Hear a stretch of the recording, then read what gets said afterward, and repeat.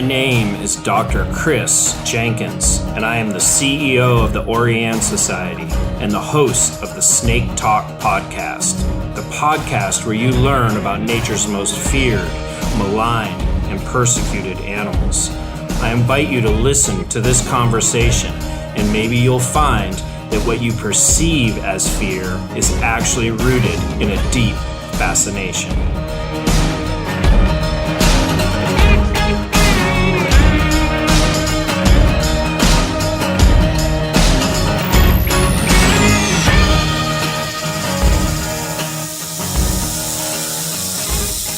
Welcome to the Snake Talk podcast. I have a good one for you guys today. I am sitting here with Hiral Naik.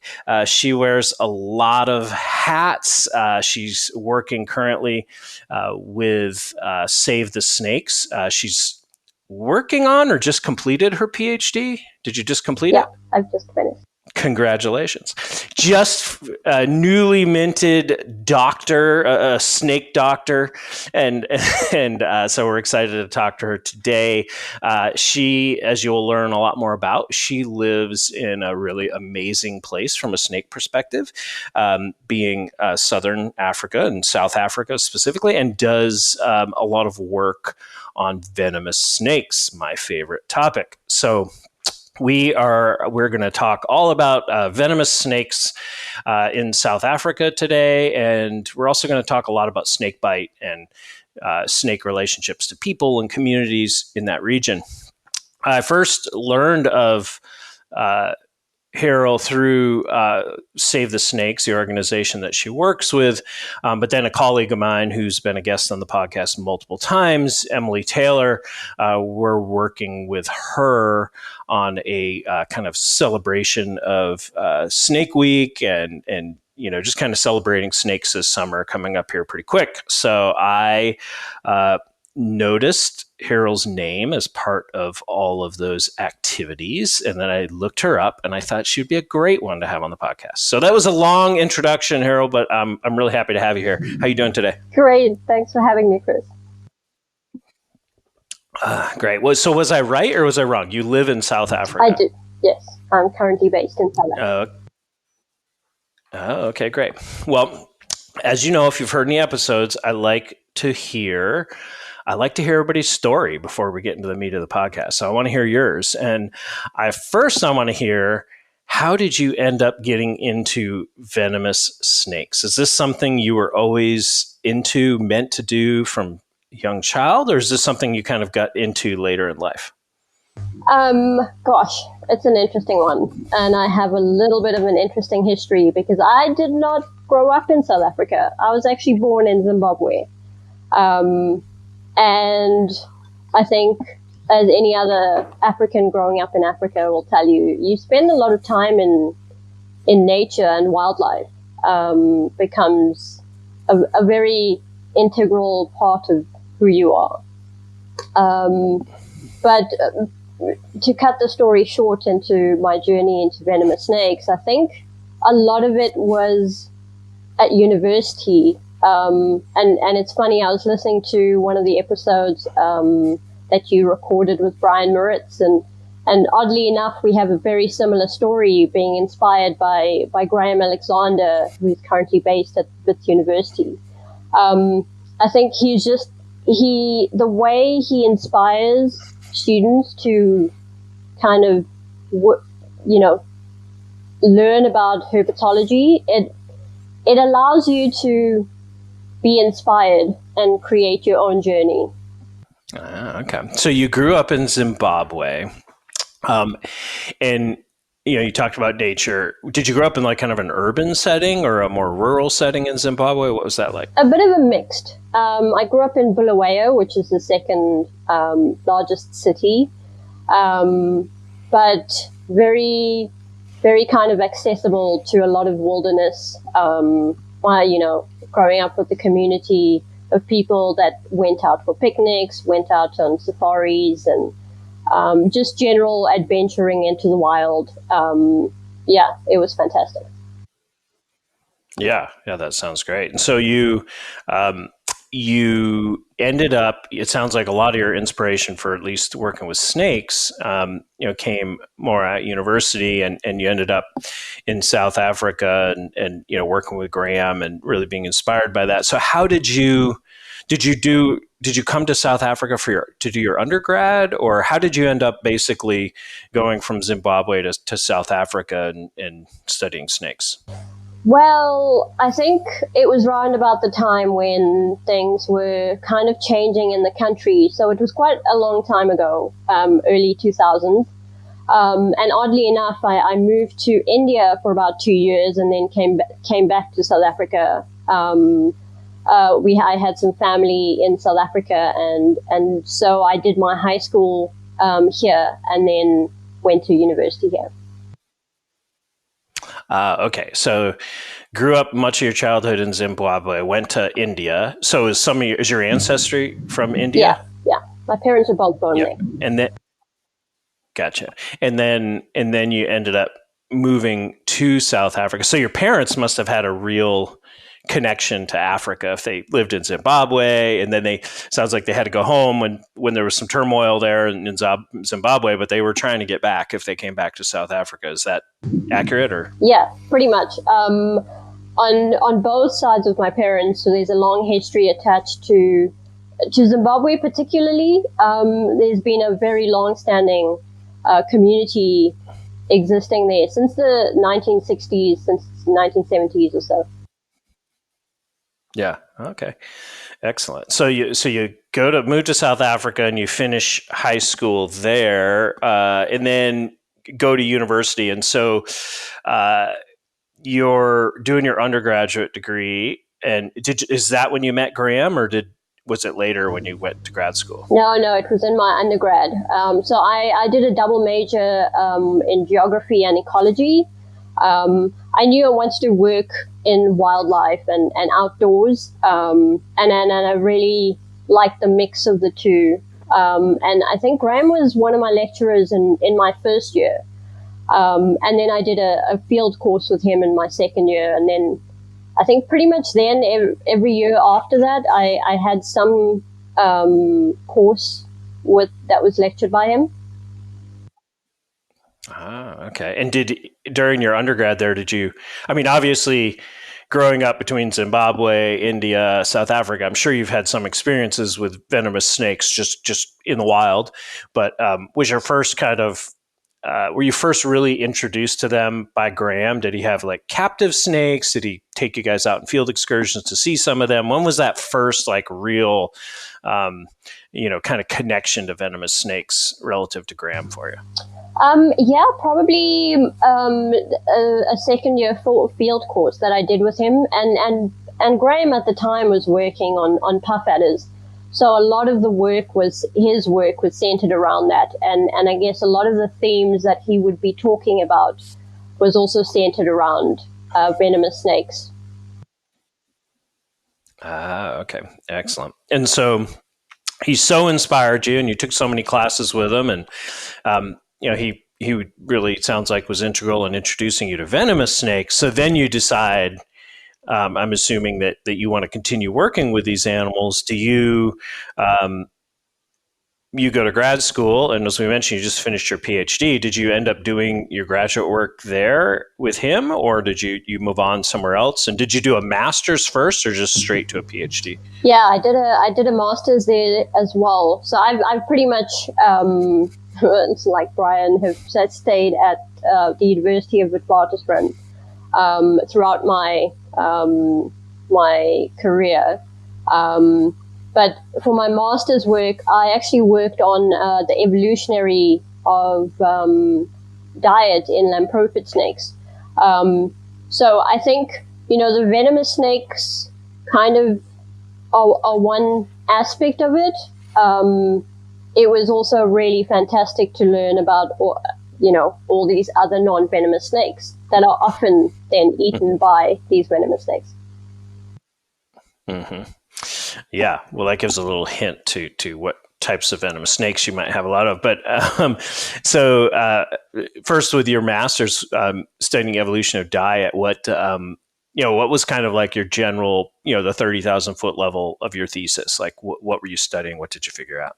So I was really looking at, I was reconstructing the diet in the lamprofid family of over 300 species. And so a large part of it was trying to figure out what kind of driving factors have led to the current patterns. And interestingly, I started to find this really interesting link between dentition and fangs, which also kind of linked to my interest into venomous snakes as well. And I found it really fascinating how the differences in the dentition allowed these snakes to explore these different habitats and different diets. Okay. And then you finished that and you moved on to your PhD. And I want to stop there because a lot of what we're going to talk about, like, a lot of your PhD work will kind of play into that and transition into what you're doing today. So we'll hold off on that in detail. But first, both just kind of living as well as working, recreating, everything you do. Have you been able to like see a good amount of South Africa? Have you traveled around to different parts of the country and that type of thing? I have, yes. That's been good. Yeah. So I'm curious, how could you just give us like a general description of the country from a real, like a physiographic ecosystem habitat? For example, if I was to give you that for North America, I might be like, we have the coastal rainforests in the west, and then those move into a series of like sagebrush, and the Rocky Mountains rise up, and the Great Plains, and on and on. But is there like a general description you could give us of South Africa in terms of the landscapes and how it varies across the country? Yeah, sure. So we are predominantly kind of wet and warm on the east side, and then it tends to become drier and cooler on the west side. I haven't spent a lot of time on the west coast and in the kind of arid environments, and I've done much of my work on the east. I'm also based in the east at the moment. But it's because of we've got the Drakensberg mountain range, which kind of separates a lot of our eastern wet side compared to the arid west. I hope I said that correctly. So in South Africa, there's kind of a large mountain range that's almost kind of central in the country that separates, more humid, wet type environment and more dry. And so, are there those eastern places that you work? Are they mostly forested? Are they kind of savannas? Are they what would those landscapes look like? Again, I'm sure they vary incredibly, but basically, are they kind of forested or? The forest environments tend to be towards the southeast and towards the northeastern region. We've got a good mix of savanna and some grasslands as well, and then it's a typical very bush environment. So your Kruger National Park description of a typical African bush savanna, that's kind of my location at the moment. And then the closer towards the mountains, because I'm quite close to what's called the Blader Canyon mountain range, we've got these forest environments as well. So it's really diverse in sort of what occurs here from various different perspectives. Yeah. Okay. And so there's kind of these mountain ranges in the central part, and then in the west, you said it's arid. I mean, is it like really like sandy desert arid, kind of like you think of parts of like Namibia, like towards the coast and all that, like, or what does kind of the western arid landscapes just generally look like habitat wise? Yeah, pretty much. So it's the Kalahari Desert, and a lot of it is also, we call it the Karoo. It's largely, succulent, bushy plants, not that much rainfall, and completely different, which obviously sparks completely different kind of wildlife that are able to live in that kind of environment. Yeah. Okay. Interesting. And then what's the climate in general? So obviously it's more arid in the west and more relatively humid in the east, but just even like thinking about latitude, obviously, a lot of our listeners are from North America or Europe.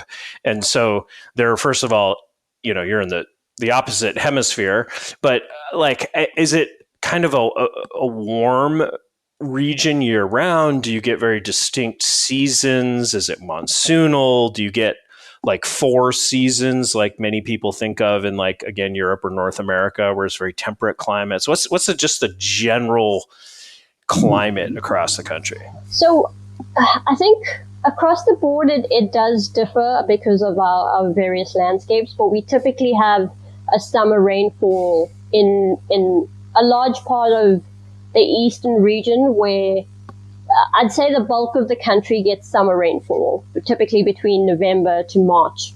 And then we'll have a dry, cooler winter. Whereas in the southwest, the weather is typically driven by a winter rainfall, which is a little bit different and obviously changes, again, the way things are moving around and the behavior of different species. And so for the most part, it's warm and sunny and honestly quite fantastic weather. I know a lot of people love coming to South Africa, particularly because we've got a lot more of that warmer climate. Okay. Do you get like snow up in the mountains or no? If it's a really cold winter, we're currently experiencing a much cooler winter than we were used to. But it's the very, very top of the mountains that will get snow. Gotcha. Okay. And then what's kind of the you're talking like political boundaries, like land ownership and those types of things. I'm just trying to picture what the country looks like. You talked about Kruger National Park. Like, how is the land mostly, obviously you have your urban areas, but besides that, is it mostly private land? Is it in some form of public land, like parks? Is that private land mostly grazing? What's the, again, at a broad scale across the country, what is the human footprint in terms of like land ownership, protected versus public? Like, what does that look like? So I think it's one of the most interesting questions, especially in terms of South Africa, because South Africa has one of the most kind of protected areas in terms of our landscapes.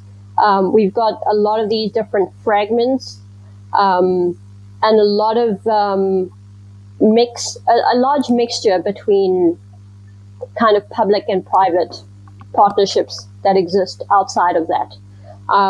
We see very, very interesting relationships between people and the park boundaries, because we have often these low-income communities living very close to these protected areas, which then changes a lot of the way, the dynamic of the way conservation works in this country. Gotcha. And those public lands, like the parks you're talking about, all that, like here in the U.S., I'm assuming you've been to the U.S. before, I'm not sure, but no? Well, here in the U.S., we have a lot of public land, meaning, and the way we define public land is it might be owned by the federal government or state government, whoever, but we own it as the people. And so, like, we can go out on those lands and I can go hiking or bird watching or fishing or hunting or whatever it is I like to do on these public lands. Are the public lands in South Africa like that? Can you just go out for like a weekend hike in the park, or are they more restricted? And I ask that because I know some of the Latin American countries that I've worked in have all this public land, but it's actually very hard for people to access it. So our national parks have an access fee, but it's relatively reasonable. There is a lot of discussion around, what is accessible, especially in these low-income communities that live right next to a park that they do not have access to. Then there's some smaller nature reserves which you can also access.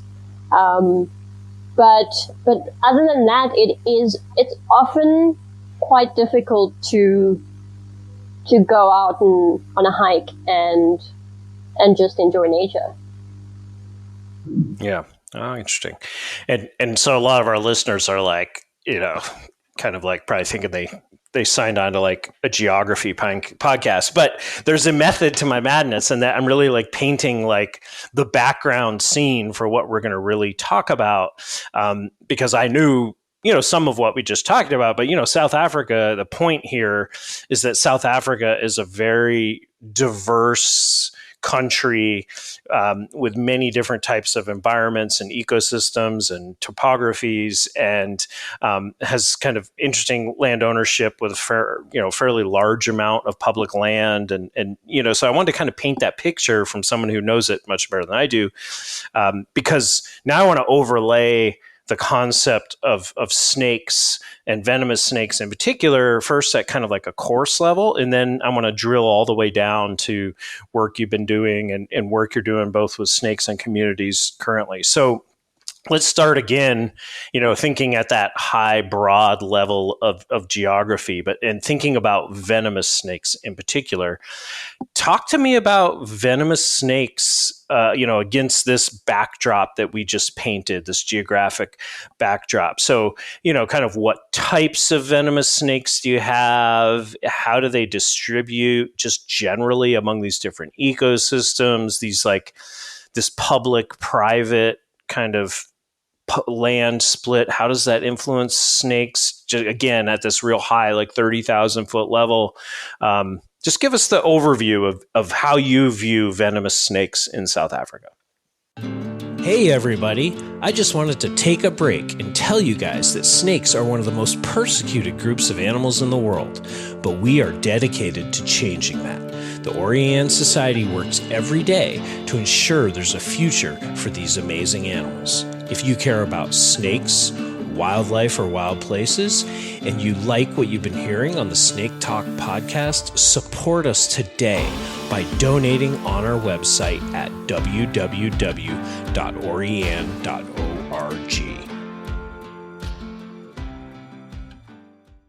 So we've got three major groups. We've got the vipers, the lapids, and something interesting called the atractaspids. And they kind of, on the evolutionary tree, fit somewhere between lamprothids and kind of elapids somewhere. And I say this because they've got these really interesting front fangs, and from a snakebite perspective, they're featured far more in snakebite than you'd expect. It's really this fossorial snake that tends to be underground for the most part, but when it rains, then you see the snake coming up. But because it's black and kind of looks like various other non-venomous black snakes, people tend to pick them up and then often in the process get bitten.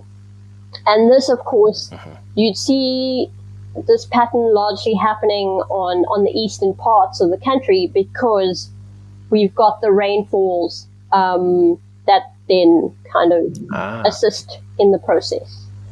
And those are called stiletto snakes generally, correct? And many of them, correct me if I'm wrong, I've never seen one in the wild or in captivity, but they actually like stick their fangs out in a much different way than we think of a lot of, say, vipers or lapids and how their fangs function. Maybe describe that a little bit and what the adaptation there is, or tell me I'm wrong. No, you're absolutely right. So what we typically describe them as are these side-stabbing fangs, because they've got these fangs that they're on a rotating maxilla. So they're kind of backwards facing. They are front fanged from a morphological perspective. But they've got this interesting dentition, which obviously is been evolved for their fossorial lifestyles. And so I think I've never seen it myself. I've seen a lot of videos, but when they're trying to bite something, or when they find a prey, you'll often see their head kind of turning sideways, and as they try to obviously stab whatever prey item they have. Yeah, I've heard stories, and maybe this is wrong, and I don't know if they're stories, but I've heard accounts where like they'll go into like, say, nests of like young rodents where there are multiple rodents, and they're just kind of like trying to waving their head back and forth, trying to stab as many things as possible. And I don't know if that's truly how they feed or not, but yeah, an interesting snake. And generally, they're very toxic venom. Is that accurate? Yeah.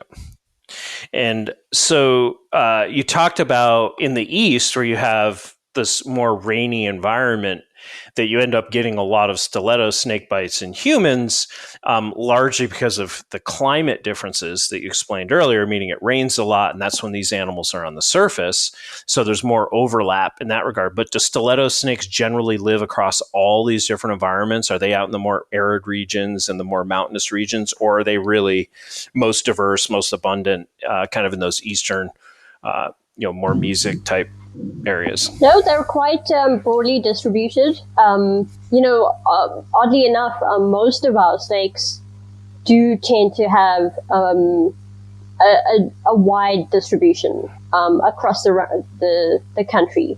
And that's largely because we've got this kind of temperate climate that accommodates just the evolution into different habitats, and because we've got a very good mixture in the landscapes. Diet, any prey doesn't tend to be limited. We've got a good mix of, food, resources. So for the most part, they tend to do fairly well. Okay. Well, let's talk about vipers first, and we'll save elapids for last. But let's talk about vipers. So I'm assuming that there are viper species that live in your mountainous regions. Do they also live across the entire country? How do vipers kind of distribute? What are some of the major kind of species or groups of species you see? Just talk a little bit about vipers in South Africa. Yeah, so actually, I think vipers are a little bit more restricted to the western parts of the country. They do prefer these more arid environments, except for the puff adder, but I'll get to the puff adder just now.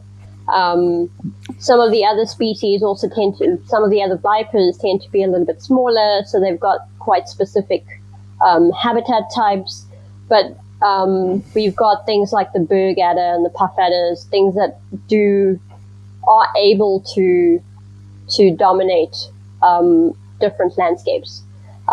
We have a couple of different species that are in certain mountain ranges, which are far more difficult to find. Okay.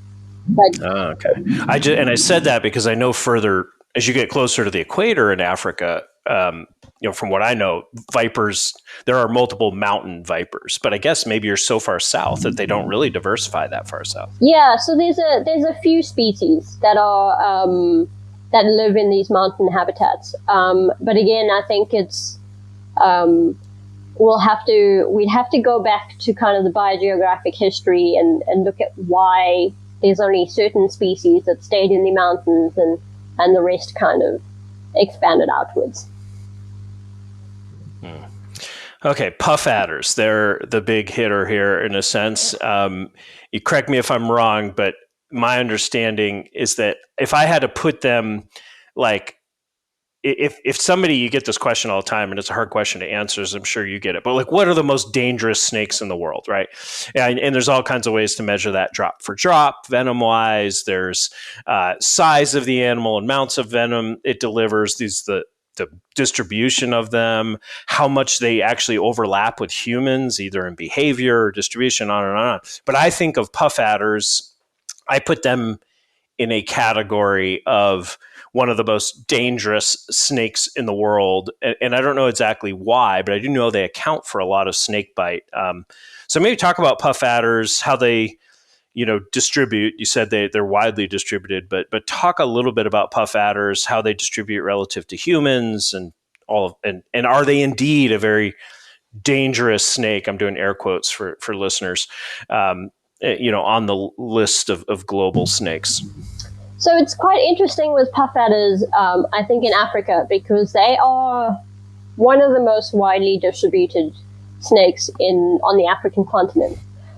In South Africa, you can pretty much find them anywhere. But it's an interesting thing, right? The stocky, fat, ambush foraging snakes prefers to be hidden away. It camouflages really well. For those of you that might not know, it's also not. It also has chemical crypsis, which means that a lot of other species cannot smell the snake. So it's really good at hiding. Interesting. So how does it, go about, why does it get this reputation of being the snake that bites most people? Well, it was one of the big questions coming out of my, that I was asking my PhD, because it's from a general perspective, you can understand that if it's a wide-ranging snake and there's lots of people around, then it's probably because they're being encountered quite a lot. And while that is also the case, many people probably don't know that they're also one of the fastest striking snakes. And so if you now have a situation where someone is trying to interact with a puff adder, it's more likely to strike you quicker than, for example, another venomous snake that you might encounter. When you say quicker, do you mean the actual speed of the strike, meaning if you could measure how quick it strikes, or more it's like its tendency to strike? Like if you were to step next to 2 inches from one or 2 inches from whatever, another viper, the puff adder's more likely to bite, or it just strikes physically faster, or both? So it strikes faster. And interestingly enough, when I was during my PhD, my experimental design allowed me to use a fake arm to elicit a strike from a few different venomous snakes, the puff adder being one of them. And it's amazing how much you can harass the snake. And by harass, I mean just touching the snake with this fake arm in various different positions, and how tolerant it can become and how tolerant it really is, until it gets to a point where that is too much, and then it strikes. Okay. So of those species you studied, the puff adder had the fastest strike, I'm gathering. Gotcha.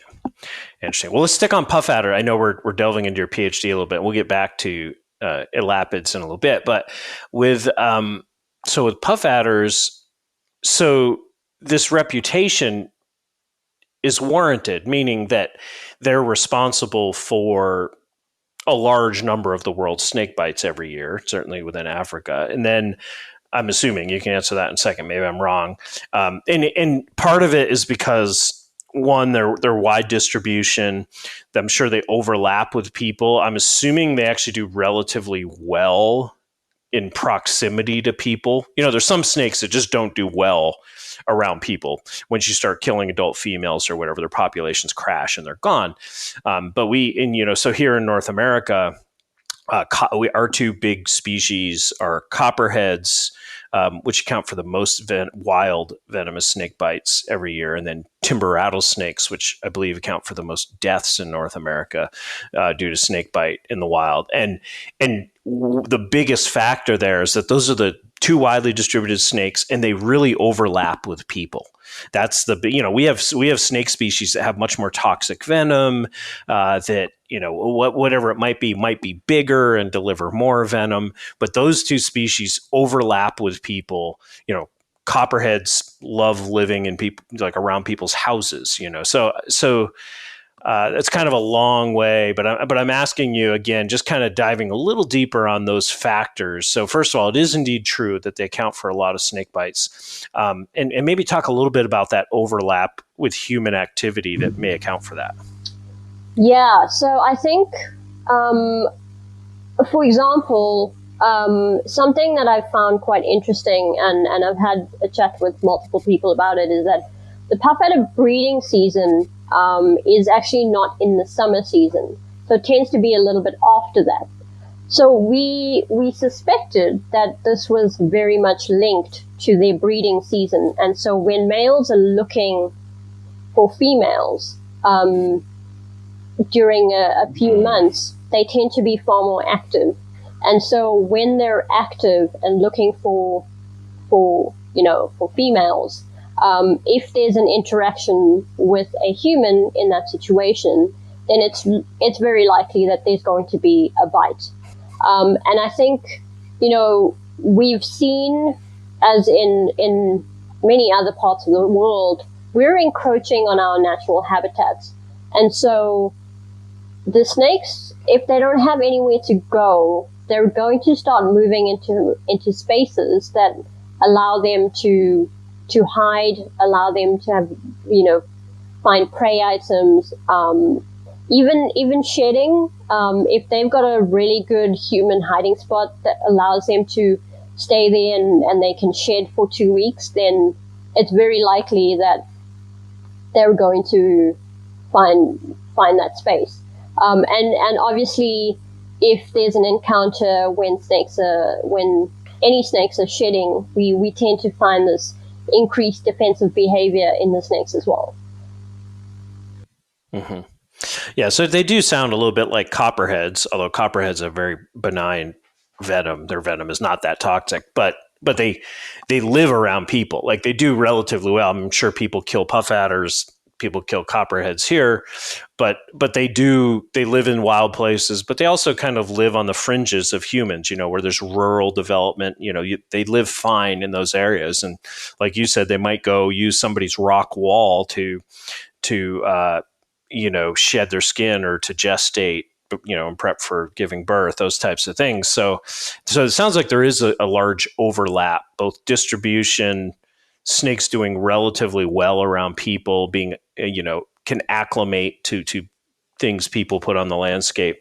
And how, toxic is their venom, say, relative to other snake species around the world? So they are highly venomous. I can't quite tell you drop for drop, but it is one of the most venomous snakes. It's also one of the reasons why so many people kind of succumb to their bites. And it's because it's cytotoxic. It targets the cells. There's a lot of necrosis that happens, and if you don't treat that, then it's very likely it can lead to situations that, if you're not equipped to deal with, can be quite detrimental. Yeah. Okay, interesting. Well, let's go back. I want to dive in a little deeper with some of your research and some of the snakebite stuff. But before we do that, let's talk about elapids in South Africa. Again, kind of at that 30,000 foot level. What general types of elapids do you have? Kind of how are they distributed across the country? Those types of things. So I think we've got some of the most iconic, well-known elapids, ranging from our black mambas and our green mambas. The green mambas are in a very small foresty habitat in the southeast of the country. But our black mambas tend to be quite widely ranged on the eastern parts of the country. Then we've also got a wide variety of cobras, both non-spitting and spitting, which also has an interesting kind of provides a very interesting perspective from the snakebite angle, especially having to learn about why they've evolved these different defenses and what that means for snakebite. Okay. And do you get sea snakes that far south on the east or no? We get one species that occasionally comes up onto the shore, the yellow-bellied sea snake. I've never seen one. Yeah, the pelagic. Yeah. Huh. Okay. Well, let's talk more about your dissertation, and we'll dive into some of these species. So you talked about with puff adders and some other species, this concept of using like an artificial human hand to look at what it takes to elicit a strike. What and so your dissertation, as I understand it, revolved around kind of studying the ecology of some venomous snake species in relation to kind of the whole human snake bite issue. So maybe kind of, just let's have a conversation about your dissertation, however you want to start that. Hey everybody, I just wanted to take a break to let you know that you can stay connected to the Orianne Society by signing up for our monthly newsletter. Be the first to receive exciting updates on reptile and amphibian conservation, from the latest news and staff blog posts to exclusive announcements like upcoming Snake Talk podcast guests. Go to our website at www.orianne.org and sign up for the newsletter at the bottom of our homepage.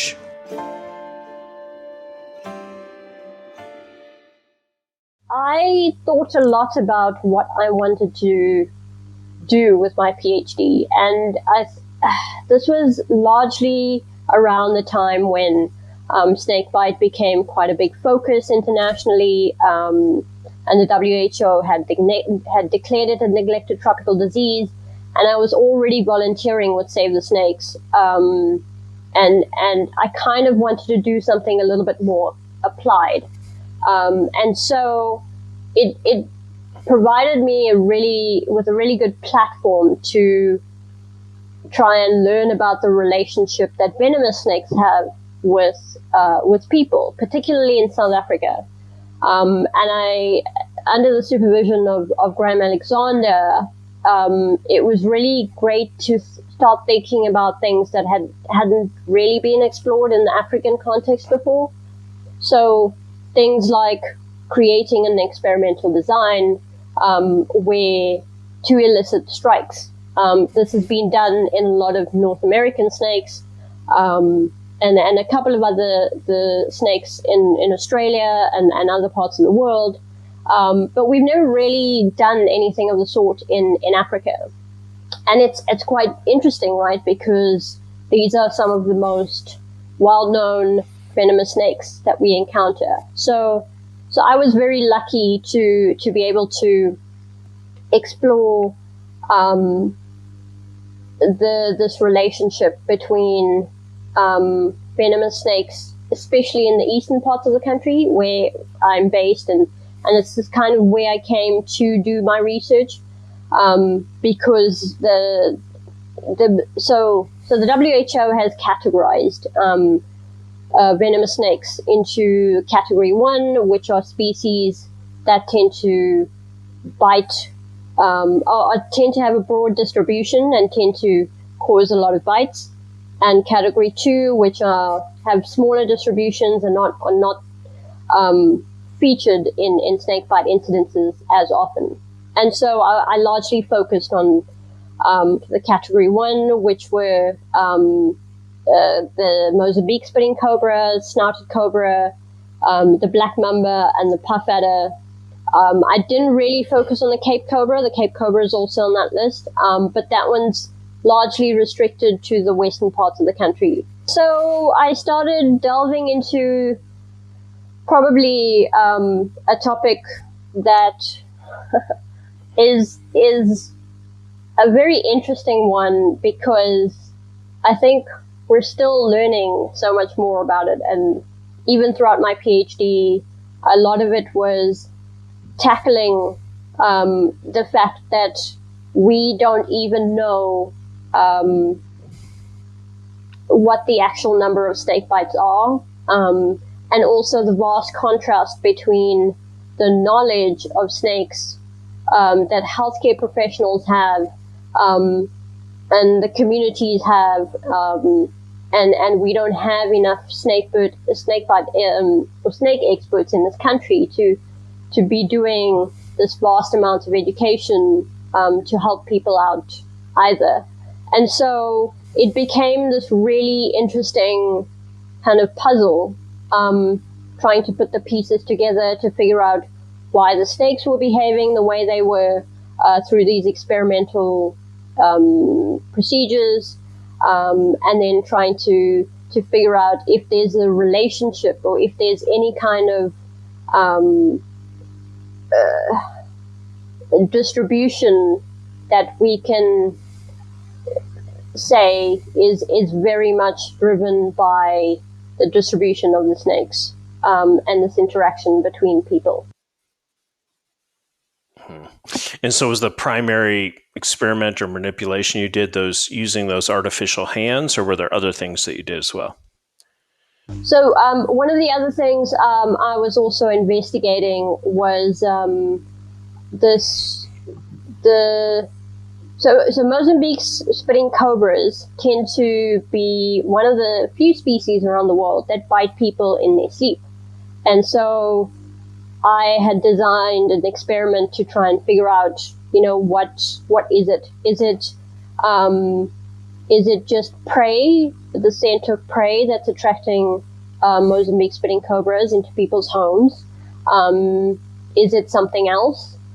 So we used sweat as another test to try and figure it out. And so I created an arena to allow these snakes to explore. And it's, as one would expect, it's largely prey driven.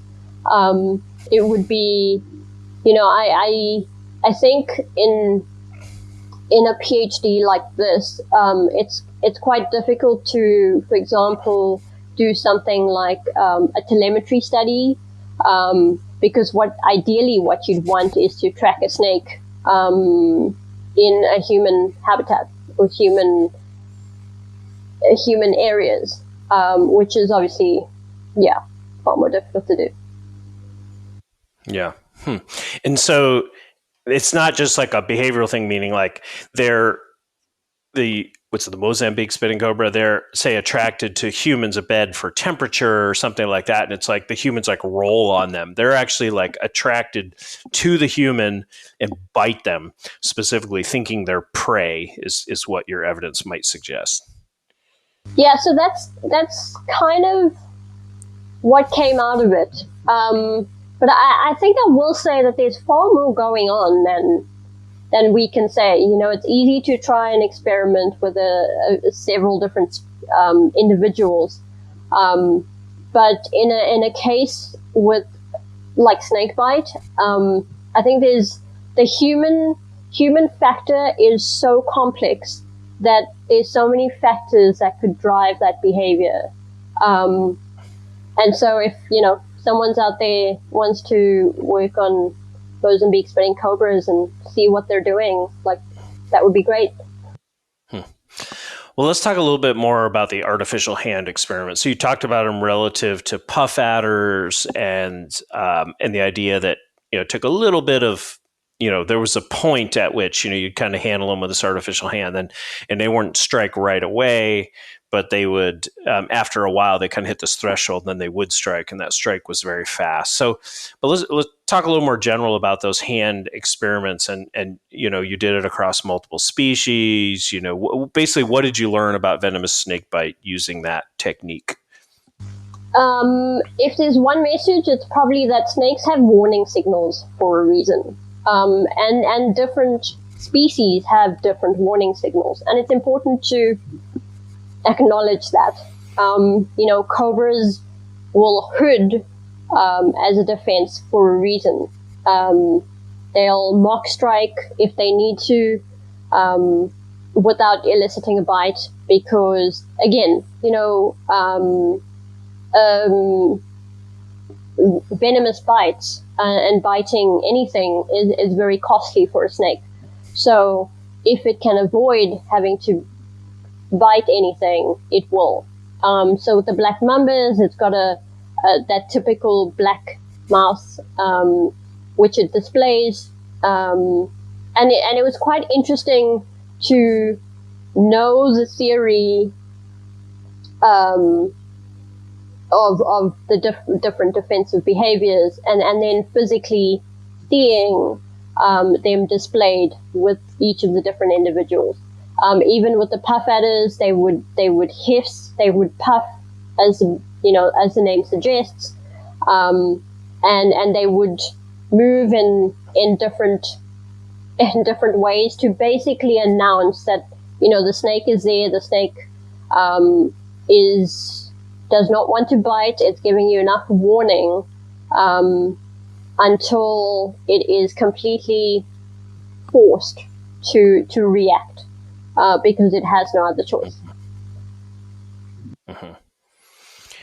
And well, let's transition, and I want to continue along this line, like people and snakes. But again, you're a newly minted doctor, snake doctor, as I called you, and you mentioned Save the Snakes. First of all, we might talk about that a little bit in this part of the conversation, but if anybody's interested in learning a lot more about that organization that Hiral's is associated with, you can listen to episode 107, and the entire episode is about Save the Snakes. So go check that out. But what I want to talk about is kind of this: you finished your PhD, where you're going now. I want to continue the conversation about like people and snakes and snakebite and education and all of those things. So I guess let's just start with, you finish your PhD. What are you doing now? What's your what direction you go and what's your life work? All of this. Yeah. So that's always a big one, right? What next? So I currently work as a research and conservation manager at Save the Snakes. And it's really kind of a broad role, because I do quite a bit of international work, which means that I work with a lot of our conservation partners from around the world, which has been really great, because now I'm learning about snakes in other parts of the world, but I'm also thinking about, how what I've done in my PhD can apply in different contexts.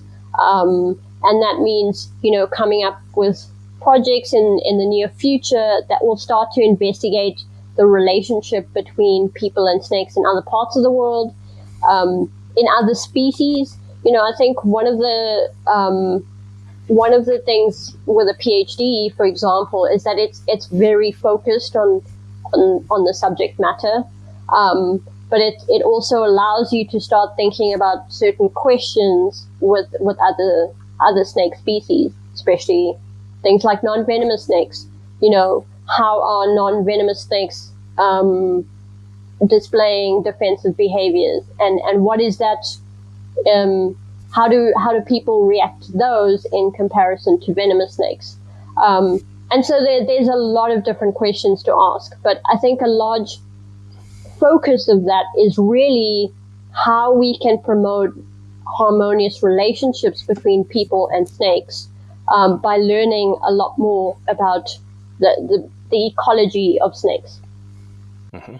Well, that's a huge focus of mine. That's, if you go look at this podcast on Spotify or wherever, you see that's what this podcast is about, is the idea that, I think with knowledge, if people understand snake biology better, it will help snake conservation.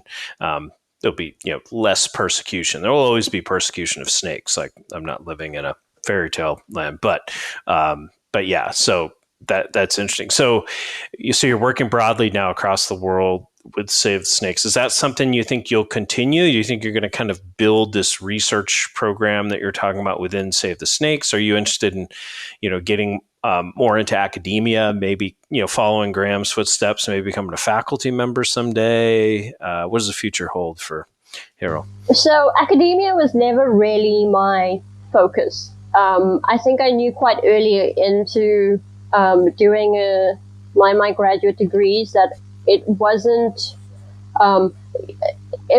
what I wanted, because I could do so much more. And I think I'm very fortunate that I've found Save the Snakes to be able to do exactly that. If we have interns and volunteers working with that, I can mentor them, which is a similar thing I'd be doing at a university. But I think I have a lot more freedom now, which is something I've always wanted. Because that means that now when it comes to education, there's a whole world of different means to educate people. This podcast is one of them, for example. Like it's a great way to find what speaks to different people, and I think that's what I have now.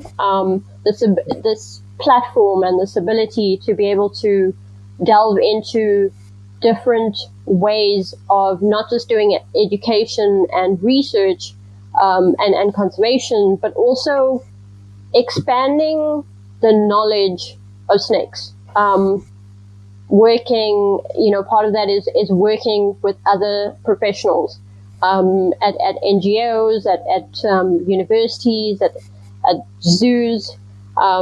And so I think, yeah, I'm very lucky where I am, and it's certainly something that I hope to continue for a while at least.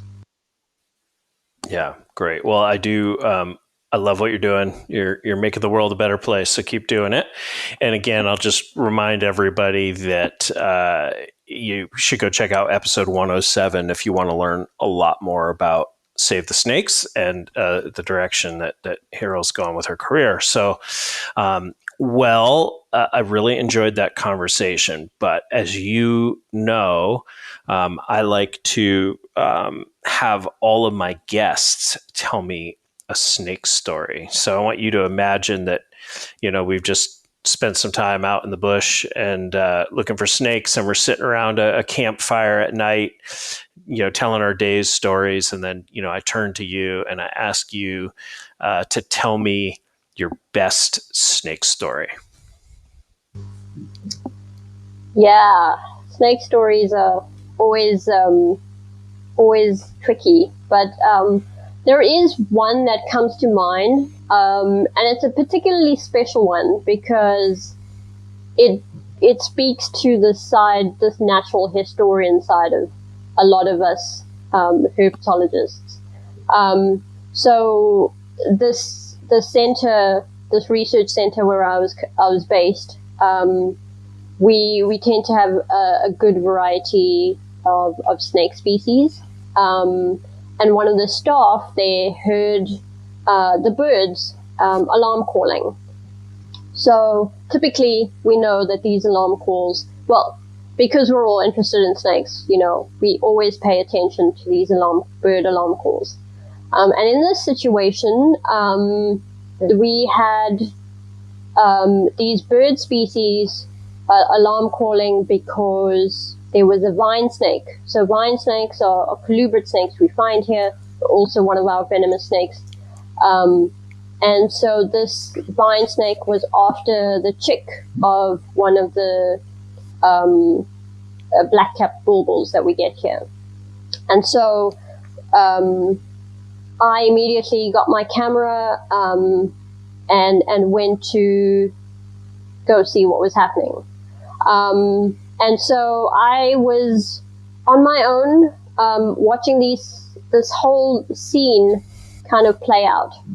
So I was watching this vine snake go after this chick, lose this baby chick.